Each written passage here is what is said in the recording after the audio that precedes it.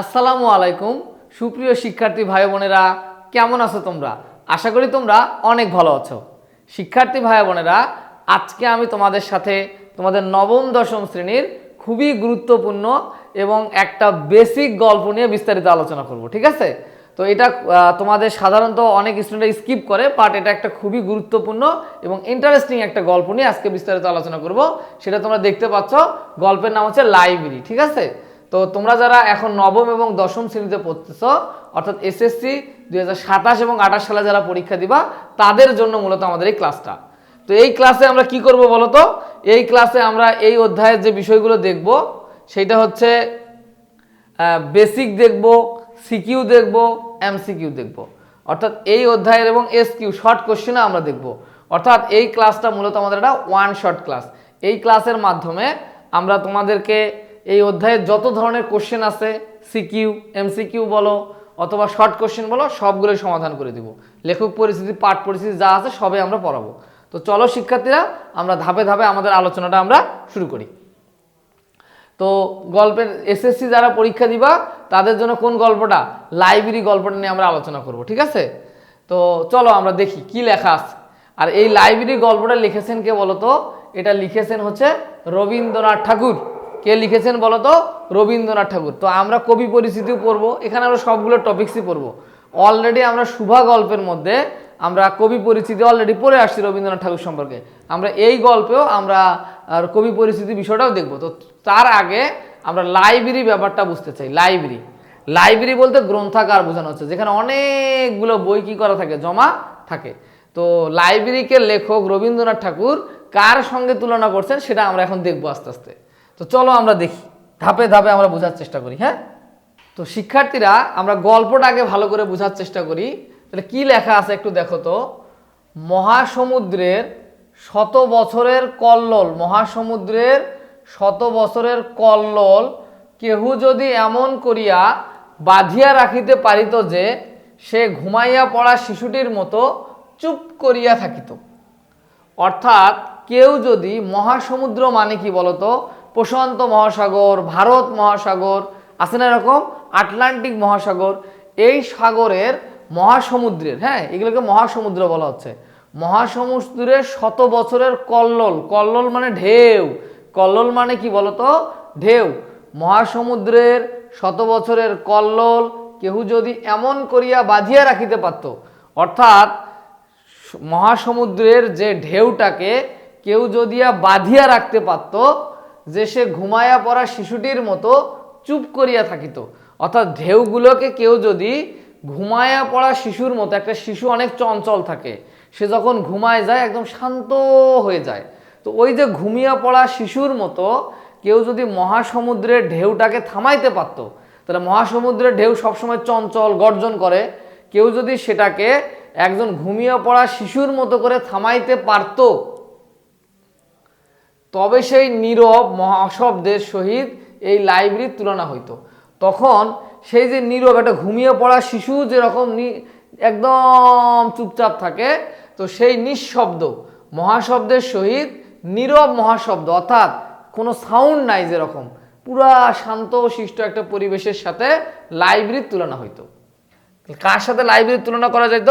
মহাসমুদ্রের 100 বছরের ঢেউ কেউ যদি থামাইতে পারত এবং ঘুমিয়ে পড়া শিশুর মতো যদি চুপচাপ করাইতে পারতো ঢেউটাকে, তাহলে এমন নীরব পরিবেশের সাথে লাইব্রেরির তুলনা করা যেত।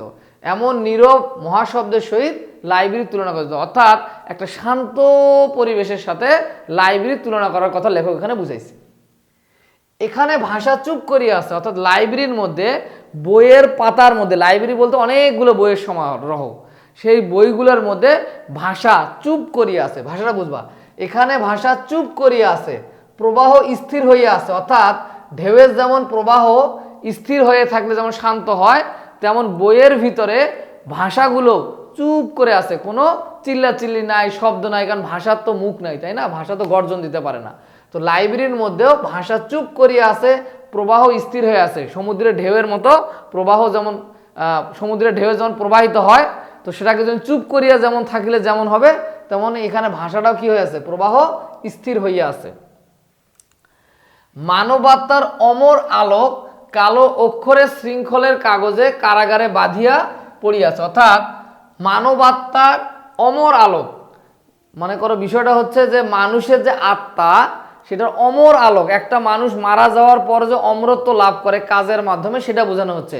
মানবতার অমর আলোক কালো অক্ষরে শৃঙ্খলের কাগজের কারাগারে বাঁধিয়াছে। অর্থাৎ কারাগারের মধ্যে কি হয়, কারাগারের মধ্যে যেমন কয়েদিদেরকে কি করা হয় বা আসামিদেরকে মনে করো যে বন্দি করে রাখা হয়, তেমনি মানুষের যে হচ্ছে চিন্তাগুলোকে কালো অক্ষরে শৃঙ্খলের কাগজের কারাগারে, কাগজের কারাগার বলতে বোঝানো হচ্ছে বইয়ের পাতা।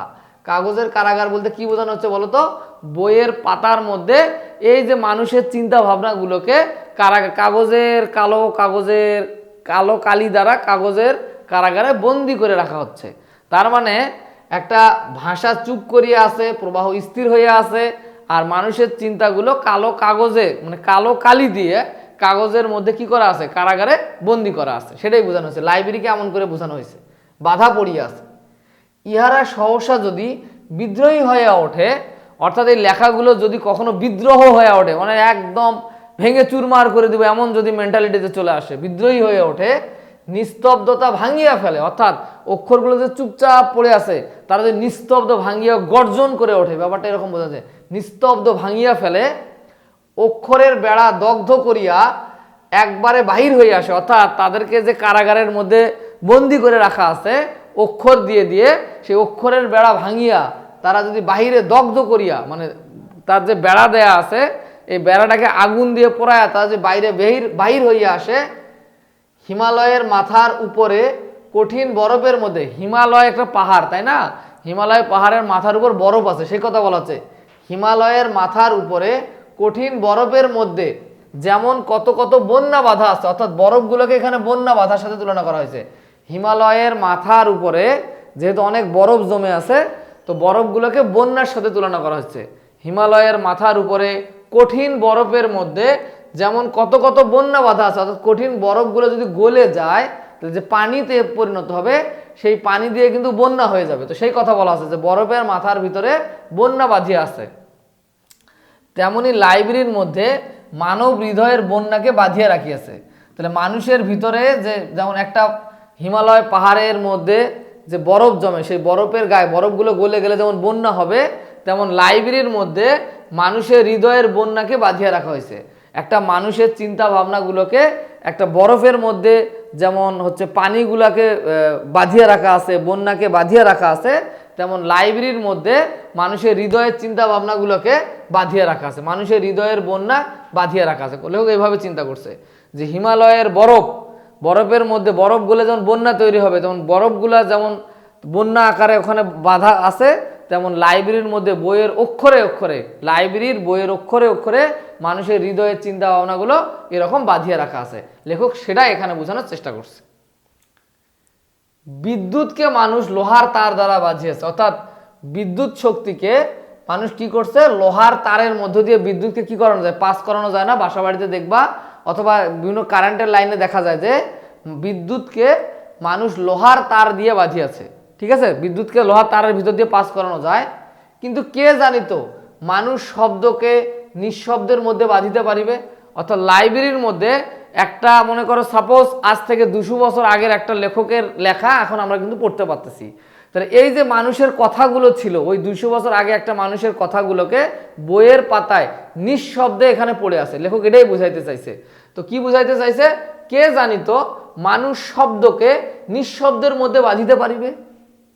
অর্থাৎ ওই যে আগে যেটা শব্দ ছিল 100 বছর 200 বছর 300 বছর 400 বছর আগে একটা মানুষের যেটা শব্দ ছিল সেই শব্দটা উনি লিখে গেছে, তো সেই লেখাটা কাগজের মধ্যে নিঃশব্দে বাঁধিতে পারিবে। তার মানে বইয়ে লেখার কারণে কাগজের মধ্যে ওটা নিঃশব্দে আছে, ওটা তো কোনো চিল্লাচিল্লি করতেছে না, সেটা এখানে বোঝানো হয়েছে। কে জানিত সঙ্গীতকে, হৃদয়ের আশাকে, জাগ্রত আত্মার আনন্দ ধ্বনিকে, আকাশের দৈব বাণীকে, মানে আকাশের যে অলৌকিক বাণী সে কাগজে মুড়িয়া রাখিবে। কে জানিত মানুষ অতীতকে বর্তমানে বন্দী করিবে, অতল স্পর্শ কাল সমুদ্রের উপর কেবল একখানে বই দিয়া সাঁকো বাঁধিয়া দিবে। মানে ব্যাপারটা হইছে যে বইয়ের পাতায় অতীতের অনেক লেখকের তাদের মনের ভাষা, মুখের ভাষা বা তাদের চিন্তা ভাবনাগুলোকে তারা লিখে গেছে, ঠিক আছে। তো সঙ্গীতকে, হৃদয়ের আশাকে, জাগ্রত আত্মার ধ্বনি, আনন্দ ধ্বনিকে, আকাশের দৈব বাণীকে সে কাগজে মুড়িয়ে রাখিবে। লাইব্রেরির মধ্যে এগুলো কাগজে মোড়ানো অবস্থায় পড়িয়ে আছে। অতীতের কারো অনুভূতি, কারো চিন্তা, কারো আনন্দ, কারো সঙ্গীত, এগুলো লাইব্রেরির মধ্যে বইয়ের পাতার মধ্যে এগুলো পড়িয়ে আছে, কাগজে মুড়িয়ে রাখিবে। কে জানিত মানুষ অতীতকে বর্তমানে বন্দী করিবে। অর্থাৎ অতীতে যে ঘটনাগুলো ঘটছে সেগুলো তো কাগজে লিখিত আকারে লাইব্রেরিতে পড়ে আছে, তাহলে অতীতের ঘটনাগুলো কাগজে বন্দী হয়ে বর্তমানে আছে। তাহলে আমি চাইলেই যখন ওই বইগুলো পড়া শুরু করব বর্তমানে, তখন অতীতের ঘটনাগুলো কিন্তু আমি এখান থেকে কী করতে পারবো, জানতে পারতো। এই জন্য বলা হচ্ছে যে কে জানিত মানুষ অতীতকে বর্তমানে বন্দী করবে, অর্থাৎ অতীতের লেখাগুলোকে কাগজে বন্দী করিয়া বর্তমানে আছে, এটা বুঝেছে। অতল স্পর্শ কাল সমুদ্রের উপর কেবল একখানি বই দিয়ে সাঁকো বাঁধিয়া দিবে। অর্থাৎ অতীতকালে কিছু লেখকের লেখা বা অনেক জ্ঞান আর বর্তমান কালের যে একটা জ্ঞান, এর মাঝখানে একটা সাঁকো হিসাবে কি ব্যবহার করছে, একটা লাইব্রেরি একটা বা একটা বই সাঁকো হিসাবে ব্যবহার করছে। অর্থাৎ আজ থেকে 500 বছর আগে একজন লেখকের চিন্তা ভাবনা, আর আজকে এসে আমি সেটা কিন্তু ইজিলি পড়তে, তার চিন্তা ভাবনাটা বুঝতে পারতেছি শুধুমাত্র বই পড়ে। তো বইয়ের মধ্যে যেহেতু লেখা আছে, এই বইটায় অতীত এবং বর্তমানের মাঝখানে একটা সাঁকো বা ব্রিজ হিসাবে কাজ করতেছে। সাঁকো বা কি ব্রিজ হিসাবে অতীতকালের কোনো ঘটনা আমরা বর্তমানে বসে জানতে পারতেছি। তাহলে অতীত এবং বর্তমানের একটা কি হিসাবে কাজ করতেছে বলো তো শিক্ষার্থীরা, এটা একটা বাঁধ হিসাবে কাজ করতেছে অথবা সাঁকো হিসাবে কাজ করতেছে। লেখক এটাই বুঝাইছে যে অতল স্পর্শকাল সমুদ্রের উপর কেবল একখানা বই দিয়া সাঁকো বাঁধিয়ে দিচ্ছে। মানে অতল স্পর্শ মানে কি, অতীত এবং বর্তমানের যে কাল সমুদ্র, এটাকে সমুদ্রের সাথে তুলনা করা হয়েছে। অর্থাৎ অতীতকাল একটা কাল ছিল, বর্তমান একটা কাল, এই দুটার মাঝখানে একটা সাঁকো বাঁধিয়ে দিছে একখানা বই, এটাই বুঝাচ্ছে। এটাকে সমুদ্রের সাথে তুলনা করছে। দুইটা কাল, দুইটা সময়কে, কাল মানে কিন্তু সময়, কাল মানে কি বলতো সময়, অর্থাৎ দুইটা সময়ের মাঝখানে বই সাঁকো হিসাবে এখানে ব্যবহার করা হয়েছে, এটাই এখানে বোঝানো হয়েছে। আশা করি শিক্ষার্থীরা বুঝতে পারছো। লাইব্রেরির মধ্যে আমরা সহস্র পথের চৌমাথার উপরে দাঁড়িয়ে আছি। অর্থাৎ আমরা কি করি, যখন কোনো চৌমাথা পাই, চৌমাথা মানে বোঝো যেখানে চারদিকে চারটা রাস্তা চলে গেছে, এইদিকে একটা, ডানে একটা, বাঁয়ে একটা, পিছনে একটা। তো চৌমাথায় দাঁড়িয়ে আমরা যেমন বিভিন্ন দিকে চারদিকেই যাইতে পারি, তেমন লাইব্রেরিতে দাঁড়িয়ে আমরা লাইব্রেরির মধ্যে আমরা সহস্র পথের মানে হাজার হাজার পথের চার মাথায় দাঁড়াইছি। কারণ ওই চার মাথায় দাঁড়ায়া কোনো পথ অনন্ত সমুদ্রে গিয়েছে, কোন পথ অনন্ত শিখরে উঠিয়াছে, কোনো পথ মানব হৃদয়ের অতল স্পর্শে নামিয়াছে। যে যেদিকে ধাবমান হও কোথাও বাধা পাইবে না। মানুষ আপনার পরিত্রাণকে এতটুকু জায়গার মধ্যে বাঁধিয়ে রাখিয়েছে। অর্থাৎ আমি একটা চৌরাস্তায় দাঁড়িয়ে যেমন আমার যেদিকে খুশি সেই রাস্তা দিয়ে আমি যাইতে পারি, তেমন লাইব্রেরিকে চৌরাস্তার একটা অংশের সাথে তুলনা করা হয়েছে। অর্থাৎ লাইব্রেরির যে জ্ঞানগুলো আছে, হাজার হাজার বই আছে, এখানে দাঁড়িয়ে আমি চাইলে কোনো দিকে উন্নতির দিকে যাইতে পারি। কোনো পথ অনন্ত সমুদ্রে গিয়েছে, কোনো পথ অনন্ত শিখরে উঠিয়াছে, কোনো পথ মানব হৃদয়ে অতল স্পর্শে নামিয়েছে। অর্থাৎ একটা চৌরাস্তায় দাঁড়িয়ে আমরা যখন বিভিন্ন দিকে যাইতে পারি, তখন লাইব্রেরির মধ্যে বিভিন্ন বই তো আছে না, হাজার হাজার বই আছে না, এখানে দাঁড়িয়ে আমি যে বই খুশি বা যে ধরনের জ্ঞান আমার প্রয়োজন আমি সেই দিকেই বিচরণ করতে পারি। আমি আনন্দ নিতে পারি, সঙ্গীতের বই পড়তে পারি, খেলাধুলার বই পড়তে পারি, মানে আমি যে দিকে খুশি সেই দিকেই আমি মুভ করতে পারি বা চলাচল করতে পারি। তো লেখক লাইব্রেরিকে চৌরাস্তার সহস্র পথের মাথা হিসেবে দেখা যায়, হাজার হাজার পথ আমার সামনে খোলা, সেটা বোঝানোর চেষ্টা করছে এখানে, যে লাইব্রেরি বই পড়ে আমি বিভিন্ন দিকে আমার জ্ঞানটাকে নিয়ে যেতে পারি। যে যেদিকে ধাবমান হও কোথাও বাধা পাইবা না। অর্থাৎ লাইব্রেরিতে বই পড়ে পড়ে জ্ঞান নিব, তাহলে আমার কেউ কোনো বাধা দিচ্ছে না। মানুষ আপনার পরিত্রাণকে, অর্থাৎ মানুষ যে একটা উন্নতি লাভ করতে চায়, আপনার পরিত্রাণ বা মুক্তি এতটুকু জায়গার মধ্যে বাঁধিয়ে রাখে। অর্থাৎ মানুষ এই লাইব্রেরির মধ্যে জ্ঞান নিয়ে মানুষ কি করতে পারে, নিজের আত্মাকে বা নিজের চিন্তা ভাবনাকে বন্ধ শিকল থেকে পরিত্রাণ বা মুক্তির একটা রাস্তা লাইব্রেরির মাধ্যমে মানুষ পাইতে পারে। ঠিক আছে, তো এটাই লেখক এখানে বুঝাইছে। শঙ্খের মধ্যে, শঙ্খ মানে সামুদ্রিক প্রাণী, শামুক জাতীয় প্রাণী, শঙ্খ মানে সামুদ্রিক শামুক জাতীয় প্রাণীর যেমন সমুদ্রের শব্দ শোনা যায়, শঙ্খের মধ্যে যেমন সমুদ্রের শব্দ শোনা যায়, তেমনি এই লাইব্রেরির মধ্যে কি হৃদয়ে উত্থান পতনের শব্দ শুনিতেছ। এখানে জীবিত ও মৃত ব্যক্তির হৃদয় পাশাপাশি এক পাড়ায় বসবাস করিতেছে। বাদ প্রতিবাদ এখানে দুই ভাইয়ের মতো একসঙ্গে থাকে। সংশয়, বিশ্বাস, সন্ধান, আবিষ্কার, এখানে দেহে দেহে লগ্ন হইয়া বাস করে, এখানে দীর্ঘ প্রাণ পরম ধৈর্য শান্তির সহিত জীবনযাত্রা নির্বাহ করিতেছে, কেহ কাউকে উপেক্ষা করে না। অর্থাৎ লাইব্রেরিতে বইয়ের পাতায় বা পাশাপাশি দুইটা বই অবস্থান করে যুগ যুগ ধরে। তো এখানে বলছে শঙ্কের মধ্যে যেমন সমুদ্রের শব্দ শোনা যায়, তেমনি এই লাইব্রেরির মধ্যে হৃদয়ের উত্থান পতনের শব্দ কি শুনিতেছ? এখানে জীবিত ও মৃত ব্যক্তির হৃদয় পাশাপাশি এক পাড়ায় বসবাস করে। অর্থাৎ লাইব্রেরিতে অনেক বই থাকে না, তো কেউ জীবিত কেউ মৃত অবস্থায় যদি কেউ লেখে, তো তারা যেমন পাশাপাশি তাদের দুইটা আত্মা বা তাদের লেখাগুলো অবস্থান করে বা তাদের অনুভূতিগুলো এখানে অবস্থান করে। লেখার মাধ্যমে তো মানুষ তার চিন্তা ভাবনা অনুভূতিগুলো প্রকাশ করছে, তাই না লেখকেরা? তো ওই চিন্তা ভাবনাগুলো এখানে লাইব্রেরিতে পাশাপাশি অবস্থান করে, সেটাই বোঝাচ্ছে। বাদ প্রতিবাদ এখানে ভাইয়ের মধ্যে একসঙ্গে ছিল, অর্থাৎ এখানে ভালো এবং খারাপ যেটাই তুমি বলো না কেন, বাদ প্রতিবাদ ঝগড়াঝাটি তুমি যাই করো সবগুলো পাশাপাশি অবস্থান করে। এখানে সংশয় ও বিশ্বাস, সন্ধান আবিষ্কার, এখানে দেহে দেহে লগ্ন হইয়া বসে। লগ্ন মানে লেগে থাকা, লগ্ন মানে কি লেগে থাকা, অর্থাৎ কোনো বিষয়ে যে চিন্তা ভাবনা, সংশয় অথবা বিশ্বাস, যেটা হতেও পারে নাও হতে পারে, আবার কোনো বইয়ে লেখা আছে এটা হবে, বৈজ্ঞানিক বিভিন্ন কাহিনী, তো অতীতে যেটা কল্পনা করা হয়তো হয়তো বর্তমানে সেটা ঘটে গেছে, তো এরকম অতীতে যেটা ভুল মনে করা হয়তো বর্তমানে হয়তো সেটা সত্য প্রমাণ হয়েছে। এরকম যে সংশয় ও বিশ্বাস, সন্ধান আবিষ্কার, এখানে দেহে দেহে লগ্ন হইয়া বসবাস করে, অর্থাৎ তারা একসঙ্গে বসবাস করে। লগ্ন মানে কাছাকাছি থেকে বসবাস করে। এখানে দীর্ঘ প্রাণ পরম ধৈর্য ও শান্তির সহিত জীবনযাত্রা নির্বাহ করিতেছে, অর্থাৎ এই বইয়ের পাতাগুলো তো ঝগড়াঝাটি করতেছে না, পাশাপাশি অবস্থান করছে, ভাই ভাইয়ের মতো করে অবস্থান করতেছে।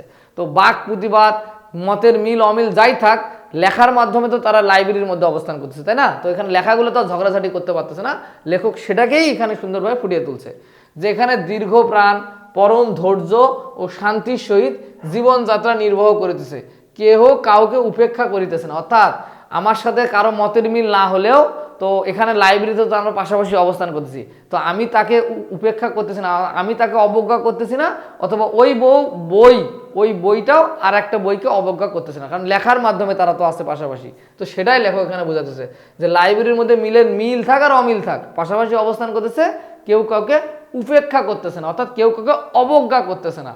ঠিক আছে, মানে বাংলা ভাষার কথা কেউ কাউকে দাম দিচ্ছে না, ব্যাপারটা এমন না, পাশাপাশি দুইজনকে সম্মানের সহিত তারা সুখে শান্তিতে বসবাস করতেছে।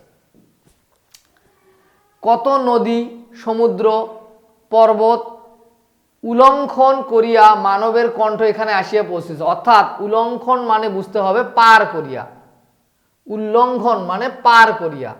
কত নদী সমুদ্র পর্বত উল্লঙ্ঘন করিয়া মানবের কণ্ঠ এখানে আসিয়া পৌঁছিয়াছে, কত শত বছরের প্রান্ত হতে এই স্বর আসিতেছে, এখানে এসো এখানে এসো, এখানে আলোকের জন্ম, সঙ্গীত গান গাওয়া হইতেছে। মানে আমি বুঝাইতে চাচ্ছি একটা বই যে লিখছে কত নদী সমুদ্র পর্বত উল্লঙ্ঘন করিয়া, মানে বুঝাইতে চাচ্ছে যে অনেক বাধা বিপত্তি অতিক্রম করিয়া হাজার হাজার বছর ধরে এই বইগুলা লেখা হয়েছে, মানবের কণ্ঠ এখানে আসিয়া পৌঁছে। লাইব্রেরির মধ্যে তো শুধু এক কালের বই না, অর্থাৎ 1000 বছরের বই আছে, 200 বছরের বই আছে, 500 বছরের বই আছে।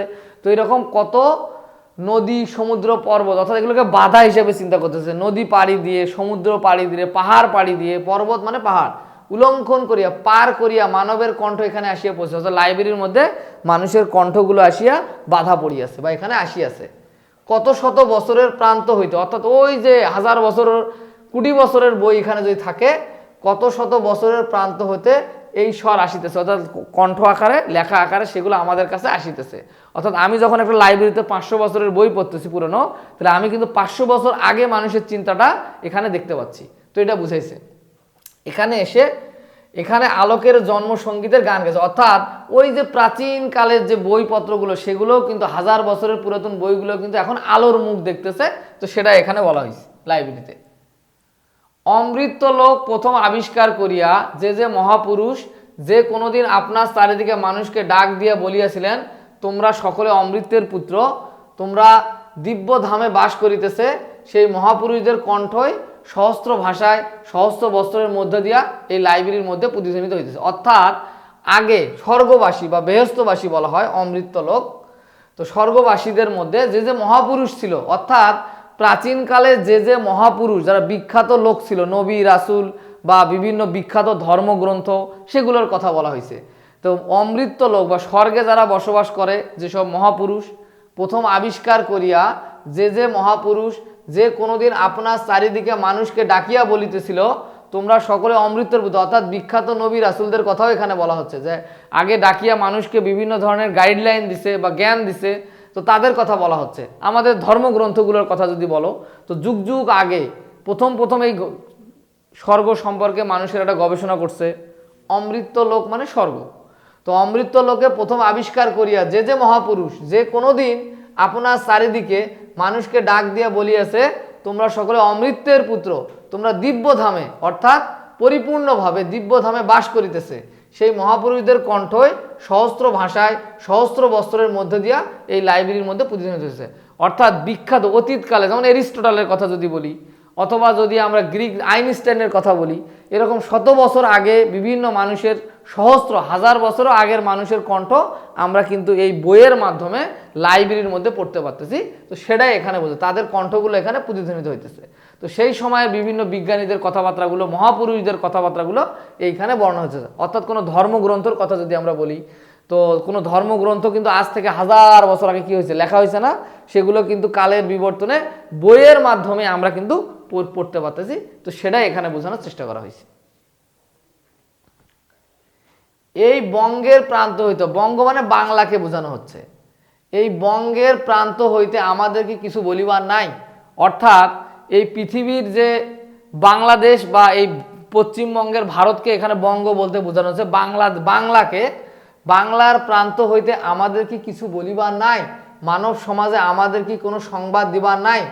জগতের একতান সঙ্গীদের মধ্যে বঙ্গদেশে কেবল নিস্তব্ধ হইয়া থাকিবে, মানে বুঝাইতে চাচ্ছে যে পৃথিবী যে অনেক আগায় যাচ্ছে, এখানে বাংলার কি কিছুই বলবার নাই, বাঙালি জাতির কি কিছুই করিবার নাই, মানে পৃথিবীর অগ্রযাত্রায় আমাদের কি কোনো ভূমিকা থাকা উচিত না।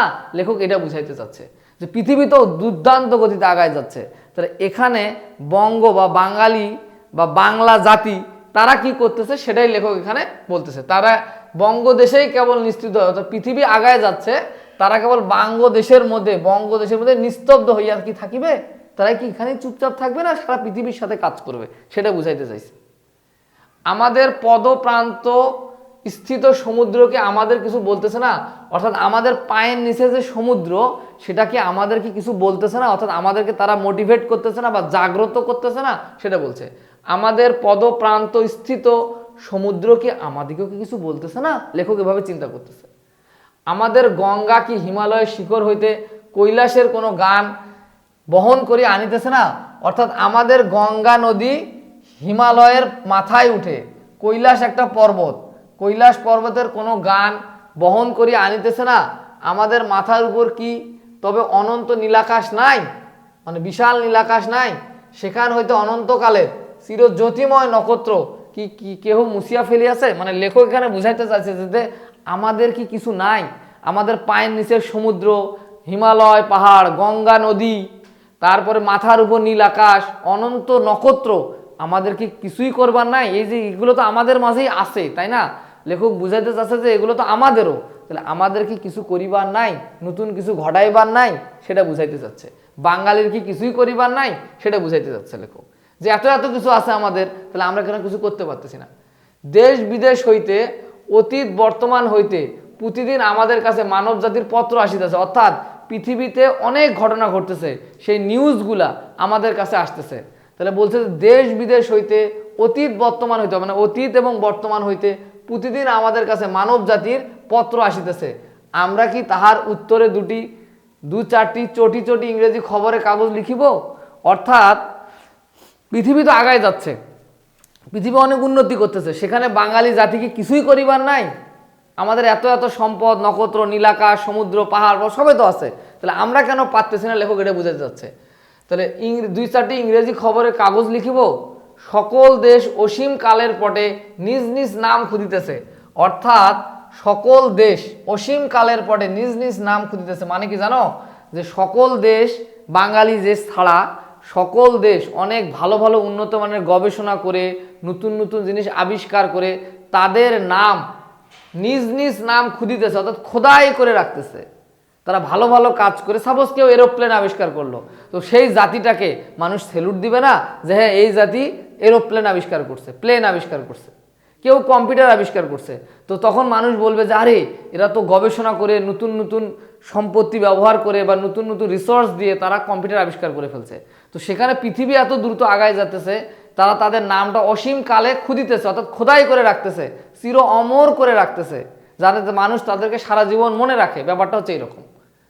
সকল দেশ অসীম কালের পটে নিজ নিজ নাম খুদিতেছে, অর্থাৎ তারা অসীম কাল, যাতে চিরকাল তাদের নামটা মানুষ মনে রাখে, এমন নতুন নতুন কাজ করে তারা তাদের নামটা খোদাই করে রাখছে। পাথরের মধ্যে যেমন কোনো কিছু খোদাই করে রাখলে দীর্ঘ সময় থাকে, তেমন তাদের নামটাও তারা কালে মানে সময়ের কাছে খোদাই করে রাখতেছে।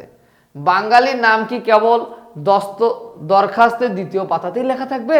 অর্থাৎ বাঙালিদের নাম কি ভালো কোনো কাজে লেখা থাকবে না? দরখাস্তের দ্বিতীয় পাতা মানে ওটা কেউ পড়ে দেখে না, তো সেটা বোঝাচ্ছে বাঙালির নাম কি দরখাস্তের দ্বিতীয় পাতাতেই লেখা থাকবে? জড় অদৃষ্টের সহিত মানবতার সংগ্রাম চলিতেছে, সৈনিক দিগকে আহ্বান করিয়া পৃথিবীর দিকে শঙ্খধ্বনি, ওই যে হিন্দুরা শঙ্খধ্বনি বাজায়, ও এরকম শঙ্খধ্বনি বাজায়, তো শঙ্খধ্বনি বাজিয়া উঠিতেছে। আমরা কি কেবল আমাদের উঠানের মাচার উপরকার লাউ কুমড়া লইয়া মোকদ্দমা ও আপিল চালাইতে থাকবো?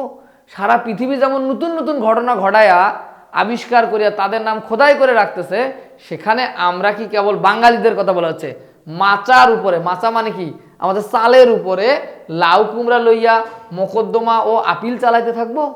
অর্থাৎ ওই যে মামলা মোকদ্দমা কি করে, যে সামান্য কোনো বিষয় নিয়ে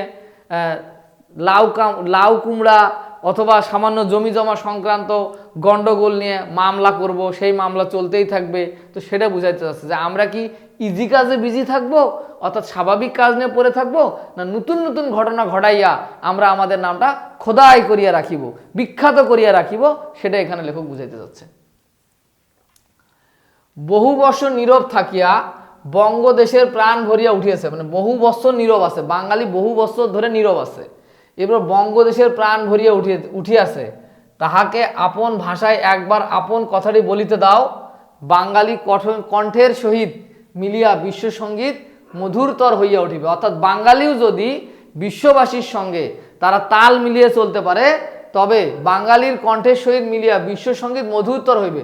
অর্থাৎ তাদের সঙ্গে যদি বাঙালিও মিশে, তাহলে বাঙালির কণ্ঠের সঙ্গে তাদের কণ্ঠ মিশিয়া বিশ্বসঙ্গীত অর্থাৎ বিশ্বের উন্নতিটা, বিশ্বসঙ্গীত বলতে বিশ্বের উন্নতিটা মধুরতর হইয়া উঠিবে, এটাই বুঝতে চাইছে। মানে বিশ্বের একটা সঙ্গীত আছে, তার সঙ্গে বাঙালির সহিত মিলিয়া বা বাঙালির সঙ্গীত মিলিয়া মধুরতর হইবে, অর্থাৎ আরও উন্নতি করিবে। অর্থাৎ বিশ্ব তো আগায় যাইতেইছে, তাদের সঙ্গে যদি বাঙালি যুক্ত হয়ে তাহলে বিশ্বের উন্নতিটাই চরম শিখরে নিয়ে যাওয়া যাবে, সেটাই এই গল্পতে বলা হয়েছে। এরপর কি এটাই, এরপর আমরা দেখব এইটার লেখক পরিচিতি। শিক্ষার্থীরা, এখন আমরা তোমাদের লাইব্রেরি গল্পের লেখক পরিচিতি নিয়ে আলোচনা করব। তো চলো আমরা দেখি লেখক পরিচিতি লিখেছেন কে বলো তো? রবীন্দ্রনাথ ঠাকুর। তো লাইব্রেরি গল্পের লেখক পরিচিতি, তো নাম, এখন যদি দেখি গল্পটা লিখেছেন রবীন্দ্রনাথ ঠাকুর। তো প্রকৃত নাম কি? ওনার প্রকৃত নাম হচ্ছে রবীন্দ্রনাথ ঠাকুর, প্রকৃত নাম। ছদ্মনাম কি? রবীন্দ্রনাথ ঠাকুরের ছদ্মনাম কি বলতো? ওনার ছদ্মনাম হচ্ছে ভানু সিংহ। ভালো করে মাথায় রাখবা যে রবীন্দ্রনাথ ঠাকুরের ছদ্মনাম কি? ভানু সিংহ। এটা এমসিকিউ আকারে পরীক্ষাতে আসতে পারে যে কার ছদ্মনাম ভানু সিংহ? রবীন্দ্রনাথ ঠাকুর। অথবা আসতে পারে যে রবীন্দ্রনাথ ঠাকুরের ছদ্মনাম নিচের কোনটি? অ্যান্সার হবে ভানু সিংহ। তো রবীন্দ্রনাথ ঠাকুরের জন্ম পরিচয় যদি আমরা দেখি, জন্ম পরিচয় হচ্ছে তিনি 7ই মে 1861 সাল, অর্থাৎ 25শে বৈশাখ 1268 খ্রিস্টাব্দে তিনি জন্মগ্রহণ করেন। বাংলা সাল যদি চিন্তা করি, ইংরেজি সাল কত? 7ই মে 1861 সালে তিনি জন্মগ্রহণ করেন। বাংলায় যেটাকে আমরা বলতেছি 25শে বৈশাখ 1268 বঙ্গাব্দ, এটা হচ্ছে বাংলা সাল। তার জন্মস্থান কোথায় জানো? তার জন্মস্থান হচ্ছে তোমার ভারতের কলকাতা জোড়াসাঁকোতে তিনি জন্মগ্রহণ করেন। জোড়াসাঁকো কলকাতা ভারতে তিনি জন্মগ্রহণ করেন, তার জন্মস্থান হচ্ছে এইটা। তাহলে ভারতের কলকাতার জোড়াসাঁকোতে তিনি জন্মগ্রহণ করেন। তার পিতার নাম কি বলতো? তার পিতার নাম হচ্ছে মহর্ষি দেবেন্দ্রনাথ ঠাকুর, আর তার মাতার নাম হচ্ছে সারদা দেবী। অর্থাৎ তার পিতার নাম হচ্ছে মহর্ষি দেবেন্দ্রনাথ ঠাকুর আর তার মাতার নাম হচ্ছে সারদা দেবী। পিতামহের নাম অর্থাৎ তার দাদার নাম কি বলতো? প্রিন্স দ্বারকানাথ ঠাকুর। তার দাদার নাম হচ্ছে প্রিন্স দ্বারকানাথ ঠাকুর। তো রবীন্দ্রনাথ ঠাকুরের দাদার নাম কি? প্রিন্স দ্বারকানাথ ঠাকুর। ঠিক আছে, এগুলো আমরা জাস্ট লেখক পরিচিতি থেকে একটু আইডিয়া নিব। তো তার শিক্ষা জীবনটা কেমন ছিল বলতো? রবীন্দ্রনাথ ঠাকুর বাল্যকালে oriental seminary, normal school, Bengal academy, saint Xavier school প্রভৃতি শিক্ষা প্রতিষ্ঠানে অধ্যয়ন করলেও স্কুলের পাঠ তিনি শেষ করতে পারেননি। কথাটা মাথায় রাখবা। তিনি অনেক স্কুলে ভর্তি হয়েছেন। কি কি school? Oriental seminar, normal school, Bengal academy, saint Xavier's school, এই স্কুলগুলোতে তিনি ভর্তি হয়েছিলেন, বাট তিনি লেখাপড়া শেষ করতে পারেননি। ঠিক আছে, 17 বছর বয়সে, কত বছর বয়সে বলতো? 17 বছর বয়সে ব্যারিস্টারি পড়তে, মানে আইন নিয়ে লেখাপড়া করতে তিনি ইংল্যান্ডে যায়। তিনি ব্যারিস্টারি পড়তে কোথায় যায়? ইংল্যান্ডে যায়। গেলেও কোর্স সম্পূর্ণ করা সম্ভব হয়নি। তবে গৃহশিক্ষকের কাছ থেকে তার জ্ঞান অর্জনে কোনো ত্রুটি হয়নি। অর্থাৎ তিনি 17 বছর বয়সে তিনি ব্যারিস্টারি অর্থাৎ আইন নিয়ে লেখাপড়া করার জন্য তিনি কোথায় চলে যান? তিনি যান ইংল্যান্ডে। কিন্তু সেখানে গিয়েও তিনি তার লেখাপড়াটা সুন্দরভাবে শেষ করতে পারেননি। তবে বাসায় গৃহশিক্ষকের কাছ থেকে জ্ঞান অর্জনে তার কোনো ত্রুটি হয়নি। অর্থাৎ বাসায় লেখাপড়া করার জন্য তিনি বাসায় শিক্ষক রেখে লেখাপড়া করেছেন, এটা এখানে বলা আছে। পেশা বা কর্মজীবন কি? তার পেশা বা কর্মজীবন হচ্ছে 1884 সালে রবীন্দ্রনাথ তার পিতার আদেশে বিষয়কর্ম পরিদর্শনে নিযুক্ত হন। অর্থাৎ তিনি বিভিন্ন বিষয়, তার দাদা ছিল জমিদার, তো জমিদারদের বিভিন্ন বিষয়াদি দেখাশোনা করতো, সেগুলোর পরিদর্শক হিসেবে নিযুক্ত হন বা পরিদর্শনে নিযুক্ত হন। 1890 সাল থেকে দেশের বিভিন্ন অঞ্চলে জমিদারি দেখাশোনা করেন। এই সূত্রে তিনি কুষ্টিয়ার শিলাইদহ ও সিরাজগঞ্জের শাহজাদপুরে দীর্ঘ সময় অবস্থান করেন। তিনি ছিলেন অসামান্য শিক্ষা সংগঠক ও চিন্তক। বিশ্বভারতী নামে একটা বিশ্ববিদ্যালয় তিনি প্রতিষ্ঠা করেন। তাহলে তিনি তার বাবার জমিদারি দেখার জন্য তিনি বাংলাদেশেও থাকেন। কুষ্টিয়া, শিলাইদহ এবং সিরাজগঞ্জের শাহজাদপুরেও রবীন্দ্রনাথ ঠাকুর দীর্ঘকাল থেকে গেছেন। তিনি ছিলেন শিক্ষা সংস্কারক এবং চিন্তক। বিশ্বভারতী নামে বিশ্ববিদ্যালয় তিনি প্রতিষ্ঠা করেন। তিনি প্রতিষ্ঠাতা, অর্থাৎ বিশ্বভারতী নামে একটা বিশ্ববিদ্যালয় তিনি এটা প্রতিষ্ঠা করেন। তারপরে যদি বলি প্রথম প্রকাশ, তার প্রথম প্রকাশ কি বলতো? বনফুল তার প্রথম কাব্যগ্রন্থ। তাহলে এটা পরীক্ষাতে এমসিকিউ আকারে আসতে পারে যে রবীন্দ্রনাথ ঠাকুরের প্রথম কাব্যগ্রন্থের নাম কি? তাহলে অ্যান্সার হবে বনফুল। কত বছর বয়সে এটা তিনি লেখেন? মাত্র 15 বছর বয়সে। মাত্র কত বছর বয়সে? 15 বছর বয়সে তিনি এটা প্রকাশ করেন। তাহলে রবীন্দ্রনাথ ঠাকুরের প্রথম যে কাব্যগ্রন্থ তার নাম হচ্ছে বনফুল।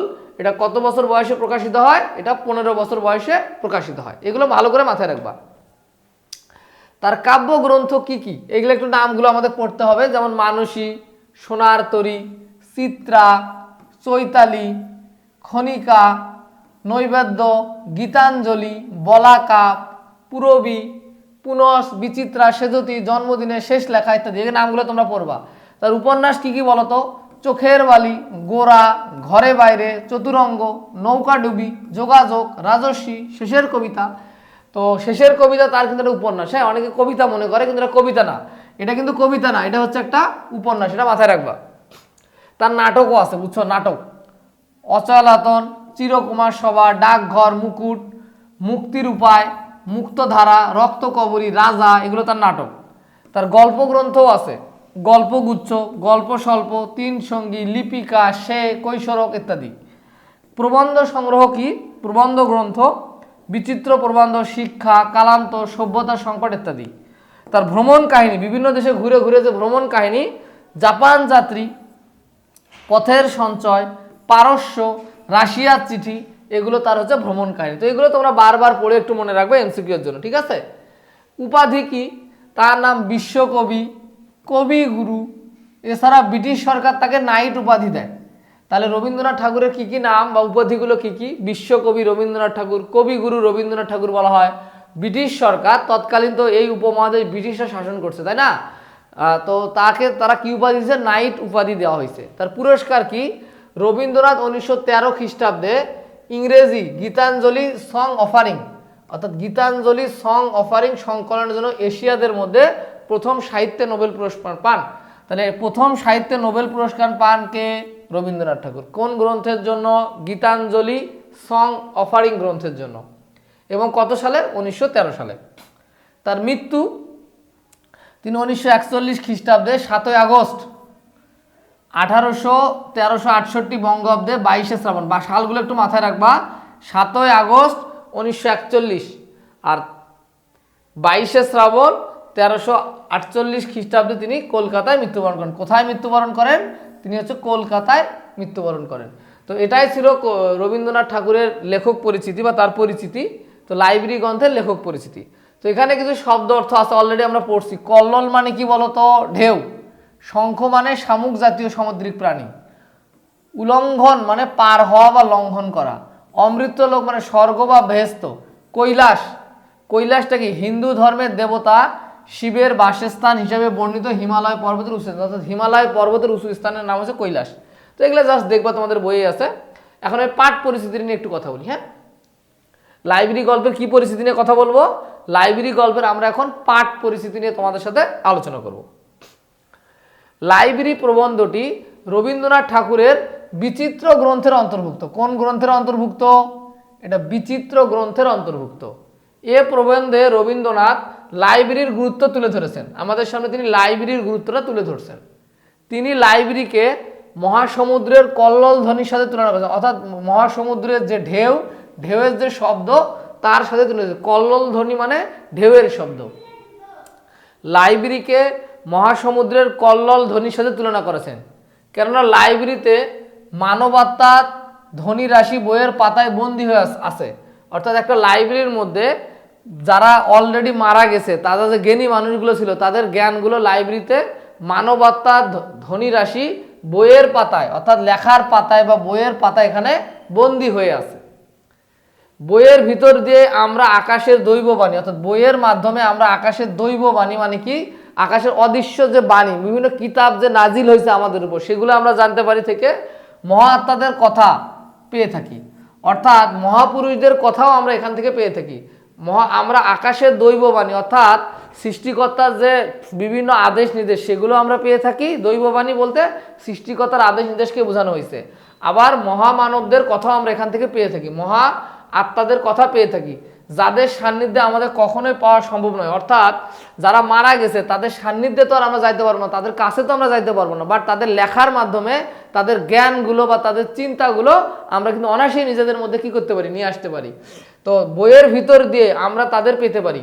বই আমাদের অতীতের সাথে সেতু বন্ধন করে দেয়। অর্থাৎ যারা অলরেডি মারা গেছে তাদের যে জ্ঞানগুলোর সাথে বইয়ের মাধ্যমে আমরা বর্তমানেও তাদের সম্পর্কে একটা ভালো আইডিয়া পাই। যার কারণে বলা হচ্ছে বই আমাদের অতীতের সাথে, অর্থাৎ যারা অতীতে চলে গেছে তাদের সাথে সেতু বন্ধন হিসাবে কাজ করে। সেতু বন্ধন কি? সেতু যেমন একটা যুগের সাথে নদীর দুই পারকে যেমন সংযোগ করে দেয়, তেমনি অতীত এবং বর্তমানের মাঝখানে সেতু বন্ধন হিসেবে কাজ করে এই লাইব্রেরি, সেটা এখানে বলা হয়েছে। এই বইয়ের স্থান হলো লাইব্রেরি। তাহলে বইয়ের স্থান কি বলতো? লাইব্রেরি। এই লাইব্রেরিতেই মানব হৃদয়ের উত্থান পতনের ধ্বনি শোনা যায়। এই লাইব্রেরিতেই মানব হৃদয়ের উত্থান পতনের ধ্বনি শোনা যায়। লাইব্রেরিতে সকল পথের সকল মতের মানুষের সম্মিলন ঘটে। অর্থাৎ একটা লাইব্রেরির মধ্যে তো হরেক রকম বই থাকে। তো এখানে বিভিন্ন বই বিভিন্ন আঙ্গিকে লেখা, অর্থাৎ সকল মত এবং বিভিন্ন হচ্ছে সকল পথের মানে সকল মতের মানুষের তাদের চিন্তা ভাবনাগুলো লাইব্রেরির মধ্যে থাকে, সেটা এখানে বলা হয়েছে। লাইব্রেরির মহত্বের কথা বর্ণনা করে লেখক বলেছেন, জগতের উদ্দেশ্যে কি আমাদেরও কিছু বলার নেই? আমরা কি কেবল তুচ্ছ বিষয় নিয়ে কলহ করে বেড়াবো? অর্থাৎ লাইব্রেরি তো যেহেতু জ্ঞানের আধার, অনেক জ্ঞান এখানে জমা আছে। তো আমাদের উদ্দেশ্যে লেখক বলছে যে আমাদের কি কিছু করার নেই? আমাদেরকে জ্ঞান বিজ্ঞান নিয়ে চিন্তা করার সময় নেই, সেটাই বলেছে। আমরা কি কেবল সামান্য বিষয় নিয়ে গন্ডগোল বা কলহ করে বেড়াবো? কলহ মানে গন্ডগোল বা ঝগড়া বিবাদ করে বেড়াবো? লেখক শেষে আশা ব্যক্ত করে বলেছেন, বাঙালিরা জেগে উঠেছে। অর্থাৎ বাঙালিরা বর্তমান জেগে উঠেছে, জ্ঞান বিজ্ঞান নিয়ে তারাও চিন্তা করতেছে। তারাও আপন ভাষায় লিখে বিশ্বের জ্ঞান ভাণ্ডার সমৃদ্ধ করে তুলবে। অর্থাৎ লেখক বলছে যে এখন বাঙালিরাও নিজের ভাষায় লিখে বিশ্বের যে জ্ঞান ভাণ্ডার সেটা সমৃদ্ধ করবে, অর্থাৎ সেটা আরও বেশি সামনের দিকে আগায় নিয়ে যাবে। লাইব্রেরি প্রবন্ধে রবীন্দ্রনাথ ঠাকুর বই পড়ার সঙ্গে জ্ঞানের সম্পর্ক উপস্থাপন করছেন। অর্থাৎ বই পড়লে এবং জ্ঞান বাড়ে সেটা নিয়ে তিনি উপস্থাপন করছেন। প্রবন্ধটি আমাদের আমাদের বই পাঠ ও জ্ঞানের প্রতি আগ্রহ করে তোলে। অর্থাৎ এই প্রবন্ধ পড়ার মাধ্যমে আমরা লাইব্রেরির গুরুত্ব বুঝবো এবং বেশি বেশি করে বই পড়বো, সেই বিষয়ে আগ্রহী করে তুলছে। এটাই হচ্ছে এই গল্পের পাঠ পরিস্থিতি। তো এখন যদি একটা বহু নির্বাচনী প্রশ্ন দেখি আমরা, যে লাইব্রেরি প্রবন্ধের লেখক মহাসমুদ্রের শত বছরের কল্লোলের সাথে কিসের তুলনা করেছেন? লাইব্রেরি প্রবন্ধের লেখক মহাসমুদ্রের শত বছরের কল্লোলের সাথে তিনি লাইব্রেরির তুলনা করছেন। লাইব্রেরির তুলনা করছেন। লাইব্রেরি প্রবন্ধে সহস্র পথের চৌমাথা দ্বারা কি বোঝানো হয়েছে? সহস্র পথের চৌমাথা মানে হাজার পথের চার মাথা বলতে বোঝানো হয়েছে বহু জ্ঞানের সম্মিলন, এটা বোঝানো হয়েছে। এখানে বহু জ্ঞানের সম্মিলন, এই কথাটা এখানে বোঝানো হয়েছে। বহু জ্ঞানের সম্মিলন, বহু হৃদয়ের সম্মিলন না, বহু রাস্তার সম্মিলন না, বহু জীবনের, এগুলোর একটাও না, বহু জ্ঞানের সম্মিলন, এটা এখানে লেখক বুঝাইছে। ঠিক আছে, তো এখন আমরা সৃজনশীল সমাধান করব। তো সৃজনশীলটা কি আছে চলো তো, তোমাদের বইয়ে এটা দেওয়া আছে। একজনের পক্ষে সর্ববিদ্যা রসদ, একজনের পক্ষে সর্ববিদ্যা বিশরদ হওয়া অসম্ভব, মানে একজনের পক্ষে সব কিছুর জ্ঞান রাখাটা অসম্ভব। সেজন্য এক একজন এক এক বিষয়ে পারদর্শী লাভ করে। সেই জন্য মনে করো একে লোক ডাক্তার, একে লোক ইঞ্জিনিয়ার হওয়া সম্ভব না। কেন? কারণ একজন মানুষের পক্ষে সকল বিষয়ে পাণ্ডিত্য অর্জন করা সম্ভব না, সেটাই বলছে। সেজন্য এক একজন এক এক বিষয়ে পারদর্শী লাভ করে। আবার যে ব্যক্তি যে বিদ্যায় পারদর্শিতা লাভ করে তার সবটুকু জ্ঞান মস্তিষ্কে ধারণ করাও একজনের পক্ষে সম্ভব হয় না। অর্থাৎ যে ডাক্তার, মনে করো একজন ডাক্তার, তো ডাক্তারেরই সব জ্ঞান যে তার মাথার মধ্যে একবারে রাখবে, এটাও সম্ভব হয় না, একজনের পক্ষে সম্ভব হয় না। তাই প্রয়োজন এমন কোনো উপায় উদ্ভাবনে যার বদৌলতে দরকার অনুযায়ী সমস্ত বিষয়ে একটা মোটামুটি জ্ঞান লাভ করা যায়। অর্থাৎ একজন বিখ্যাত হলো, একটা বিষয়ে বিশেষ পারদর্শী হলেও সেই বিষয়ে সকল জ্ঞান তার মাথার মধ্যে রাখা সম্ভব হয় না। তাই মোটামুটি জ্ঞান সংরক্ষণের দরকার পড়ে, সেটাই এখানে বোঝানো হয়েছে। তাহলে উদ্ভাবনে যার বদৌলতে দরকার অনুযায়ী সমস্ত বিষয়ে একটা মোটামুটি জ্ঞান লাভ করা যায়, সেই থেকে প্রয়োজন হয় জ্ঞান সংরক্ষণের। অর্থাৎ মনে করো আমি একটা বিষয়ে এক্সপার্ট, তুমি আর একটা বিষয়ে এক্সপার্ট, একই ফিল্ডে কাজ করি, দুইজনে ডাক্তার। তো কি করে, তোমার নলেজটা আমি নিব, আমার নলেজটা তুমি নিবা, তো এটা তো সংরক্ষণ করতে হবে। আমি যদি মারা যাই তাহলে জ্ঞানটা কিভাবে সংরক্ষণ করা হবে? তখন লিখে রাখার যে ব্যবস্থাটা বা সংগ্রহ করার যে ব্যাপারটা, সেটা বলা হচ্ছে। জ্ঞান সংরক্ষণ করার যে ব্যাপারটা, লাইব্রেরিতে বই লিখে আমরা সংগ্রহ করি, সেটার কথা এখানে বলা হয়েছে। যে একজন একটা বিষয়ে পারদর্শী হয়েছে, সেটা সংরক্ষণেরও কি করবে, দরকার পড়ে, সেটাই বলা হয়েছে। এখানে কিসের সঙ্গে কিসের মধ্যে সমুদ্রের শব্দ শোনা যায়? এই সৃজনশীল যে আমরা দেখি, শঙ্খের মধ্যে সমুদ্রের শব্দ শোনা যায়, এই কথাটা মাথায় রাখবো। কিসের মধ্যে? শঙ্খ মানে কি, যে হিন্দুরা যে শঙ্খ বাজায় না, এই শঙ্খ। কিসের মধ্যে? শঙ্খ মানে সামুদ্রিক শামুক, সামুদ্রিক শামুকের মধ্যে, শঙ্খের মধ্যে মানে সামুদ্রিক শামুকের মধ্যে সমুদ্রের শব্দ শোনা যায়, এটা একটা কথা। 2, জীবিত ও মৃত ব্যক্তির হৃদয় পাশাপাশি এক পাড়ায় বসবাস করিতেছে, এই কথাটি বুঝিয়ে বলো, এই কথাটা একটু মাথায় রাখবা। জীবিত ও মৃত ব্যক্তির হৃদয় এক পাড়ায় পাশাপাশি বসবাস করতেছে মানে কি? রবীন্দ্রনাথ ঠাকুরের লাইব্রেরি প্রবন্ধে বলা হয়েছে যে লাইব্রেরির মধ্যে জীবিত ও মৃত ব্যক্তির হৃদয় পাশাপাশি এক পাড়ায় বাস করে। এটি দ্বারা বোঝানো হয়েছে লাইব্রেরিতে জ্ঞানীদের জ্ঞান অমর সৃষ্টি, পাঠকদের জীবিত চিন্তার আবেগ এই একই স্থানে সংরক্ষিত থাকে। এখানে কালজয়ী চিন্তা ও জীবন্ত মননের মিলনস্থানে মিলিত, মানে বিষয়টা বোঝানো হয়েছে যে দুইটা অর্থে। একটা হচ্ছে লাইব্রেরি হচ্ছে কি জ্ঞানী মানুষদের একটা লেখা, যারা অতীতে কেউ মারা গেছে বা যারা এখনো বেঁচে আছে তাদের জ্ঞান, জ্ঞানীদের জ্ঞান এক জায়গায় লিখে রাখছে। আর বর্তমানে যারা পাঠক, যারা বইটা পড়তেছি, তারা জ্ঞানীদের জ্ঞানটাই তো পড়তেছি, তাই না? তো যার কারণে এখানে কি বলা হচ্ছে, এখানে জীবিত আর মৃত ব্যক্তির, মানে আমরা যারা মারা গেছে তাদের যে জ্ঞানটা, সেটা তো আমরা পাচ্ছি জীবিত মানুষরা। তো জীবিত এবং মৃত ব্যক্তির হৃদয় পাশাপাশি এক পাড়ায় বাস করতেছে। অর্থাৎ যেসব লেখক মনে করো যে মারা গেছে বা জীবিত আছে, তাদের জ্ঞান এবং যারা বর্তমানে পাঠক তাদের জ্ঞান এখানে পাশাপাশি কি করতেছে, এক পাড়ায় বাস করতেছে, সেটাই এখানে বলা হয়েছে যে জীবিত ও মৃত ব্যক্তির হৃদয় পাশাপাশি এক পাড়ায় বাস করতেছে এখানে। তো যারা অলরেডি মারা গেছে তাদের জ্ঞানটা এবং বর্তমান যারা পাঠক তাদের চিন্তা ভাবনাগুলো এক পাড়ায় লাইব্রেরির ভিতরে বসবাস করতেছে, সেটা এখানে বলা হয়েছে। ঠিক আছে, এরপরে যে আরেকটু দেখি আমরা, কিটা উদ্দীপকে বর্ণিত জ্ঞান সংরক্ষণের কারণটি লাইব্রেরি প্রবন্ধের আলোকিত হলো। জ্ঞান কেন সংরক্ষণ করা প্রয়োজন, যেটা নিয়ে আমরা একটু আগে আলোচনা করলাম। জ্ঞান কেন সংরক্ষণ করা প্রয়োজন? কারণ একজন এক এক বিষয়ে বিখ্যাত হয়, একজন মানুষ সব বিষয়ে বিখ্যাত হয় না। আবার একে লোক অনেকগুলো বিষয়ে বিখ্যাত হইতে পারে না। মানে ব্যাপারটা কি, যে একটা মানুষের পক্ষে অনেকগুলো, মানে একজনের পক্ষে ডাক্তার ইঞ্জিনিয়ার দুটো হওয়া সম্ভব না, তেমনি শুধু ডাক্তারের আবার অনেকগুলো ভাগ আছে, সেগুলো একজন মানুষের পক্ষে সবগুলো জানা সম্ভব হয় না। তো ওইখানে আবার ছোট ছোট ভাগ করে, যে তুমি এইটার উপরে এক্সপার্ট, আর একজন আরেকটা বিষয়ের উপর এক্সপার্ট, আর একজন আরেকটা বিষয়ের এক্সপার্ট। তো সেই যে ঘটনাগুলো, সেগুলো সংরক্ষণ করে যদি রাখে তাদের মতো করে, তাহলে মনে করো সাপোজ তুমি পিঁপড়ার উপরে এক্সপার্ট, আমি মানব বডির উপরে এক্সপার্ট, কেউ একজন দেখা গেল যে হাঁসের উপরে এক্সপার্ট, এক্সাম্পল দিচ্ছি, জাস্ট অন্যভাবে নিও না। তো দেখা গেল উনি হাঁস নিয়ে গবেষণা করে একটা বইয়ের মধ্যে লিখলো, আমি হয়তো পিঁপড়া নিয়ে গবেষণা করে একটা বইয়ের মধ্যে লিখলাম, কেউ মানব দেহ নিয়ে গবেষণা করে একটা বইয়ের মধ্যে লিখলো। তাহলে এখান থেকে জ্ঞানগুলো সংরক্ষিত হয়ে গেল।